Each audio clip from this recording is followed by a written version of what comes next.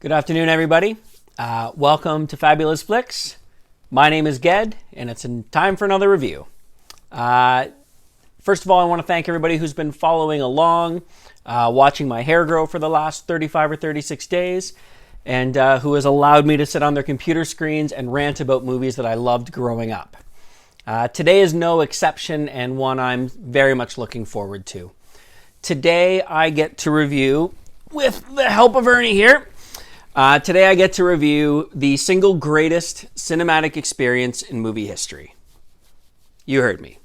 Now keep in mind, I'm not saying that it's the greatest movie in history, but it is the best cinematic experience ever to come out. Today I review Avatar. Released in 2009, Avatar is the love child of James Cameron. Now most of you know James Cameron from Titanic, which was, to that point, the highest grossing movie of all time. James Cameron took a huge leap into something that had never been done before. And I'm going to quote him on this because I don't want to get this one wrong. It was a complete leap into the unknown, like a jump off a cliff and madly fabricating a parachute on the way down. It's a lot of fun to be out on the edge and know that you're doing something that no one has ever done before. Well, Mr. Cameron, this parachute you made became the highest grossing movie of all time, so I think you did well. There are actually sequels to be coming out that should be wrapped up around 2027, and there is a total of 5 movies scheduled.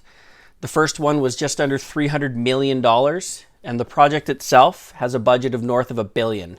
Please keep in mind, this movie took 4 years to complete and was completed during the recession of 2008. So $300 million is a lot of money.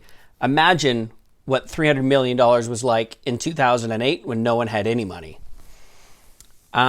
This movie surrounds mankind invading a new world called Pandora. And the idea is they're there to strip a very precious natural resource called unobtainium.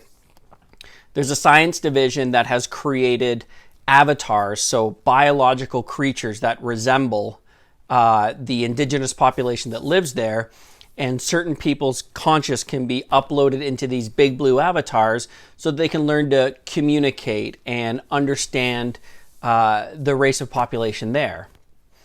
Our main character, Jake Sully, is one of those avatar drivers. So he is accepted amongst the clan and put into his avatar and spends a bunch of time learning and understanding their ways. Sorry, that's one of the cats running by. And of course, like a very familiar story, he falls in love with the people, he falls in love with the planet, and is stuck in this internal struggle as to his duty of being a Marine, but also the fact that he's had his eyes open to this entire new way of life. Yes, I know, it sounds like Point Break, it sounds like Fast and the Furious. A lot of people actually equate this movie to The Last Samurai with Tom Cruise, which is another absolutely fantastic movie. So for my fun factoid, there's actually a ton of factoids, and obviously a bunch of them I could not share.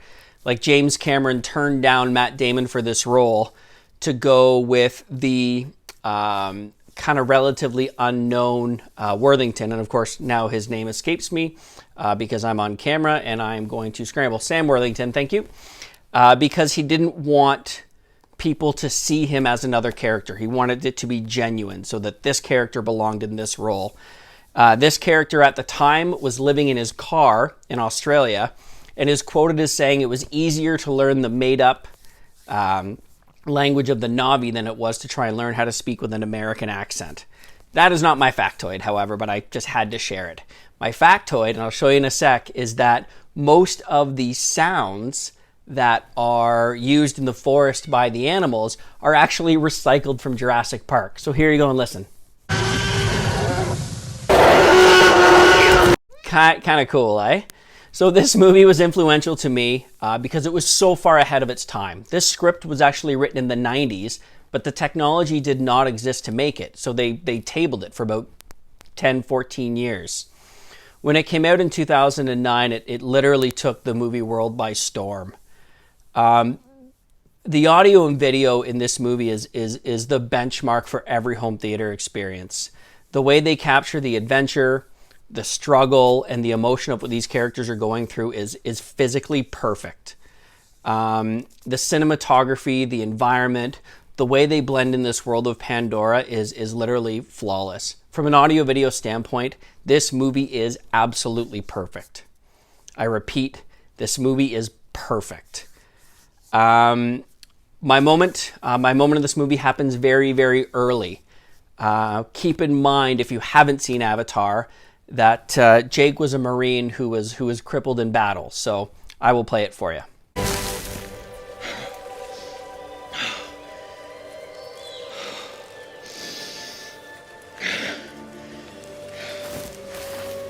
Hey, Marine!